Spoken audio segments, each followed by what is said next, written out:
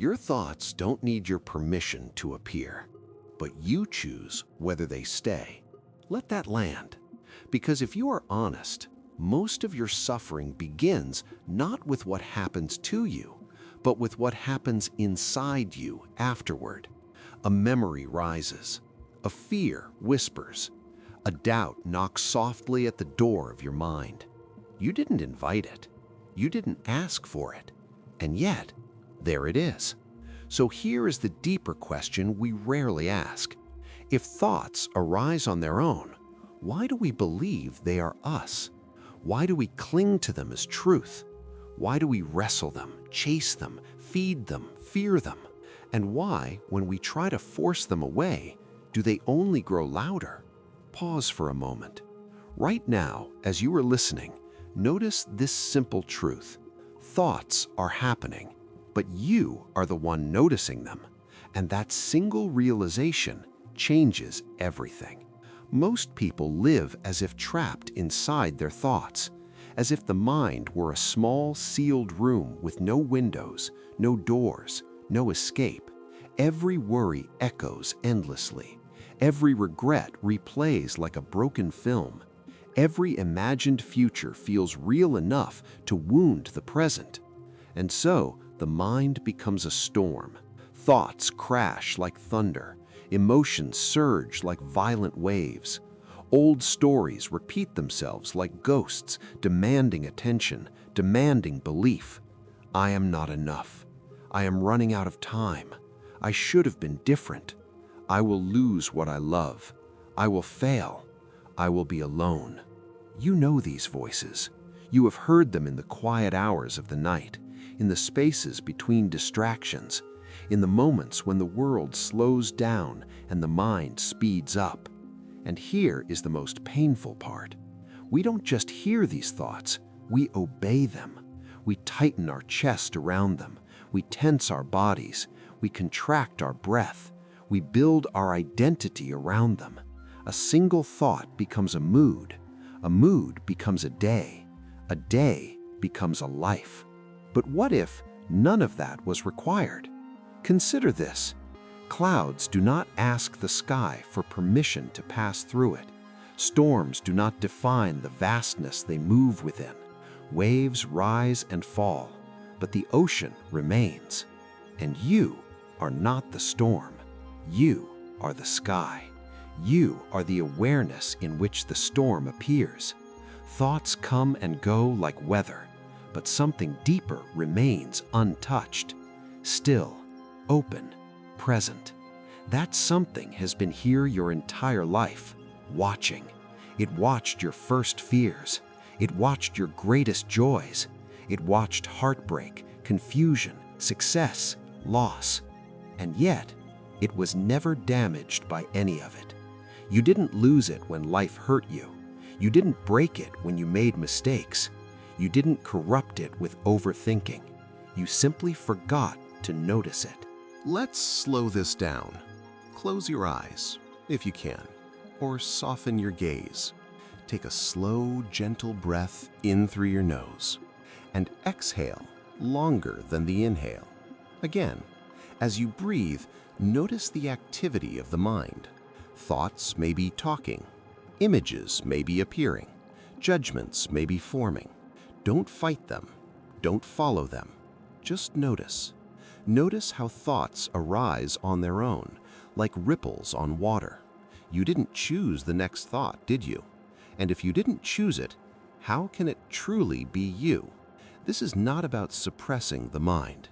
It's not about controlling thoughts. Control is just another form of struggle, and struggle feeds the storm. This is about seeing that thoughts are events, not commands, visitors, not masters. The ego does not like this realization. The ego survives by convincing you that every thought is urgent, every emotion is personal, every mental story is reality. It says, pay attention to me or you will lose control. Believe this thought or you are unsafe. Fix this feeling or something is wrong with you. And so we live in constant reaction, running from discomfort, chasing certainty, clinging to identities. I am the anxious one. I am the broken one. I am the thinker. I am the achiever. I am the wounded one. But these are roles, not truths. Masks, not essence.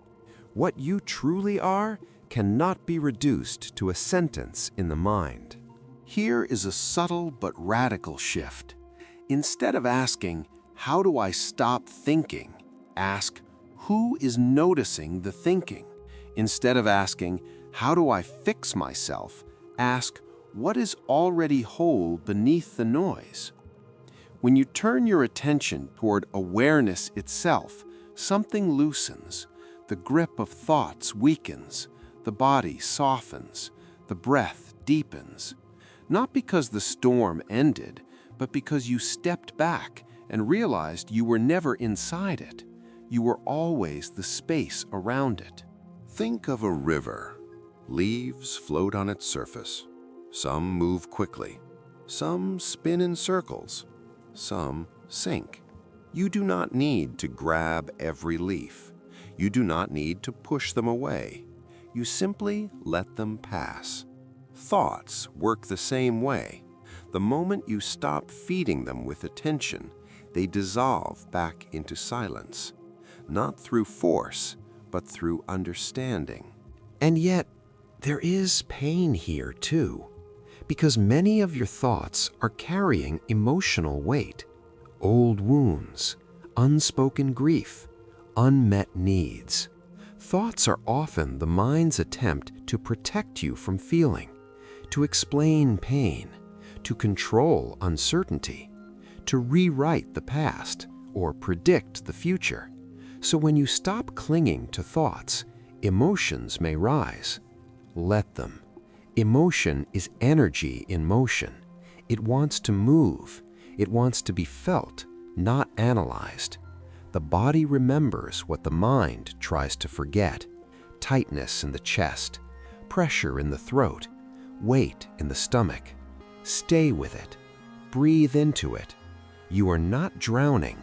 You are learning to float. Right now, remind yourself, I do not need to solve this moment. I only need to be present with it. Presence is not passive. It is powerful. It dissolves the illusion of control and replaces it with clarity. And clarity brings peace, not the peace of numbness, but the peace of truth. This is where the transformation begins, not by becoming someone new, but by remembering who you were before the noise, before the labels, before the stories, before the fear learned how to speak.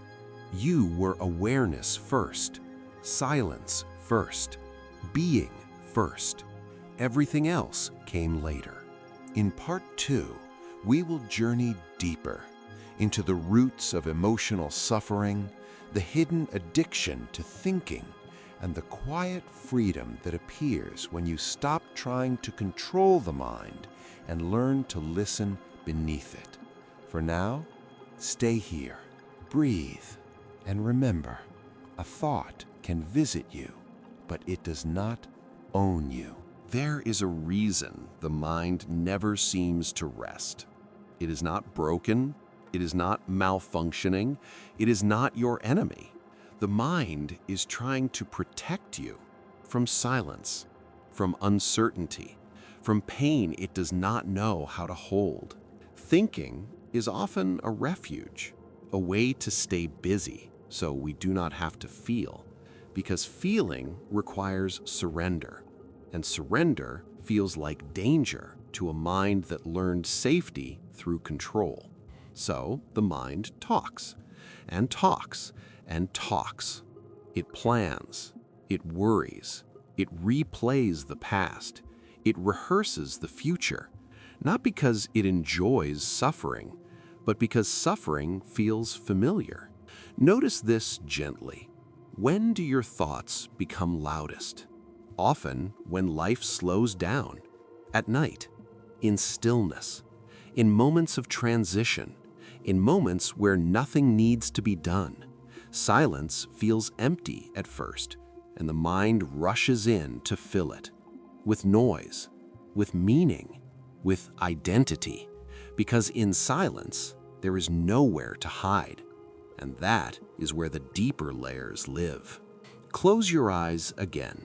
Feel your body, not as an idea, but as sensation, the weight of your body where it rests, the subtle movement of your breath, the quiet hum of aliveness beneath the skin. Now, notice this. Your body is always in the present. It cannot live in the past. It cannot escape into the future.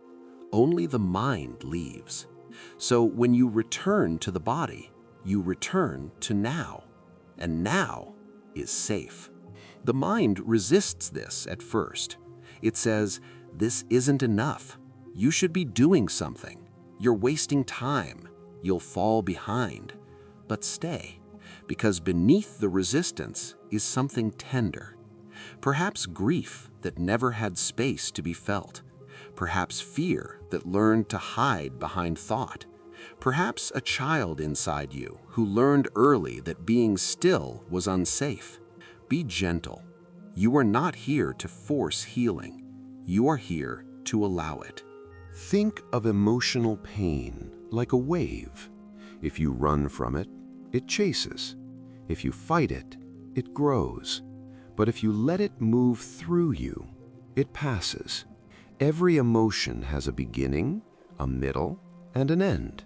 What prolongs suffering is not the emotion, but the story we tell about it. I shouldn't feel this. This means something is wrong with me. This will never end. These are thoughts, not truths. And when you believe them, you tighten around the wave. You turn motion into stagnation. Try this now. As you breathe, notice any emotional tone present. Not analyze, not label, just notice. Is there heaviness, restlessness, sadness, numbness? Where do you feel it in the body? Place your attention there like warm light. Do not try to change it. Say silently, "You are allowed to be here." Something softens when resistance ends. This is where many people misunderstand healing. They believe healing means never feeling pain again. But true healing is not the absence of pain. It is the absence of fear around pain.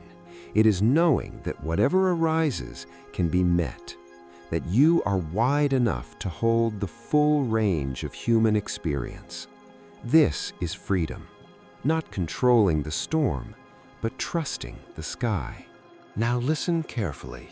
The mind does not need to be silenced. It needs to be seen. When thoughts are observed, they lose their hypnotic power. Like a magician whose trick is exposed, you realize this is just a thought. This is just a memory. This is just conditioning. And in that realization, space appears. Choice appears. Here is the choice you always have. You cannot choose which thought appears next, but you can choose where your attention rests. Attention is the doorway. Where attention goes, energy flows. If attention feeds the thought grows. If attention rests in awareness, the thought fades. Not instantly, but naturally, like a fire without fuel. This is not a practice to perfect. It is a remembering. Some days you will forget. You will get lost in stories. You will react. That is not failure. That is being human. The moment you notice you are lost, you are already free again, because noticing is awakening. And something beautiful happens over time. The mind grows quieter, not because you force it, but because it no longer needs to scream to be heard. You listen beneath the words. You listen with presence. And in that listening, the deeper intelligence emerges. Intuition, clarity, compassion, a wisdom that does not argue, does not rush, does not fear silence. You begin to sense life directly, without interpretation, without constant narration. Colors feel richer, moments feel fuller, relationships feel more honest. You respond instead of react, and slowly, the identity built from thoughts loosens its grip. You realize you are not your anxiety, you are not your past, you are not your mental habits. Those are experiences, not essence. Take one more breath, deep, and as you exhale, imagine releasing the need to figure everything out. Life does not ask to be solved, it asks to be lived. In Part 3, we will arrive at integration, at the quiet power of living as awareness in daily life, of moving through the world without being owned by the mind, of discovering a peace that does not depend on circumstances, a peace that was never absent, only unnoticed. Stay here, let this settle, and remember, you do not need permission to exist as you are. There comes a moment, quiet and unremarkable, when you stop trying to fix yourself. Not because everything is perfect, but because you finally see that you were never broken. The struggle softens, the constant inner negotiation ends, and something simple remains: presence. You begin to notice it in ordinary moments, while walking, while washing your hands, while listening to another person speak. There is a subtle stillness behind experience. Thoughts still appear, emotions still move, but they no longer define the center. You are no longer standing inside the noise. You are standing with it, like sitting beside a river, instead of being pulled into the current. This is not detachment. It is intimacy without entanglement. You feel deeply, but you are not consumed. You care, but you are not controlled. You act, but you are not driven by fear. This is what it means to live from awareness. The ego may return. It will test you. It will whisper, "You've lost your edge. You're becoming passive. You need to think more." Smile at this. The ego's job is to maintain identity. It cannot comprehend freedom because freedom has no form. So it tries to reclaim control. Let it speak. You do not need to argue. A thought unchallenged often dissolves faster than one resisted. Now, bring your attention to the breath, not as a technique, but as an anchor. The breath is always here, always now. No memory, no future, just movement, just life breathing itself. And as you rest here, you may notice something profound. There is no effort required to be. Existence is happening without your permission. The heart beats, the lungs breathe, awareness shines. You do not manage this, you allow it. This is where trust is born. Not trust in outcomes, but trust in life itself. You begin to see that control was never real, only responsiveness is. Life moves through you when you stop gripping it. And paradoxically, this is where true power lives. Not the power to dominate, but the power to remain open. From this place, even difficult moments change. Pain is still pain, but it is no longer personal. Fear still arises, but it is no longer believed. Loss still hurts, but it does not collapse you. Why? Because the one who experiences these things is no longer the fragile story, but the vast field in which the story appears. You begin to sense a deeper identity, not a role, not a personality, a presence, a witnessing, a quiet I am that does not need description. This presence has no age, no history, no agenda. It was here before every thought, and it will remain after each one fades. This is your home. And from this home, life becomes a dialogue instead of a battle. You listen more, you react less, you speak with clarity or choose silence.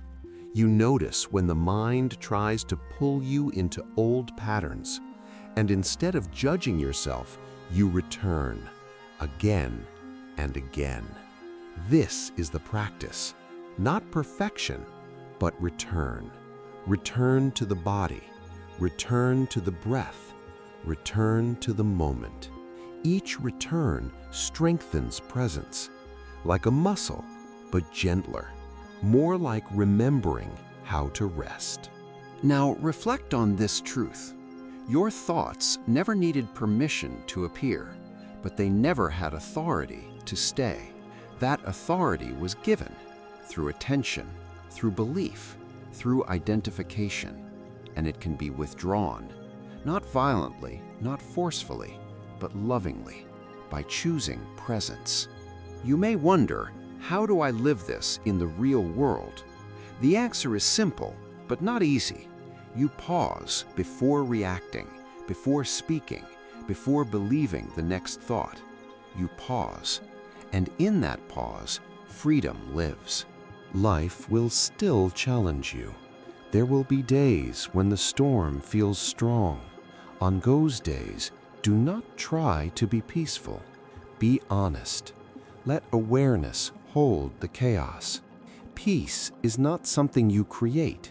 It is what remains when you stop resisting what is. Take a final breath here, slow, deep, and as you exhale, feel the quiet beneath everything. That quiet is not empty. It is alive. It is intelligent. It is you. I am not the voice in my mind. I am the space that hears it. I allow thoughts to come. I allow thoughts to go, and I remain. Stay here for a moment. Let the silence speak. This is not the end of the journey. It is the beginning of living awake.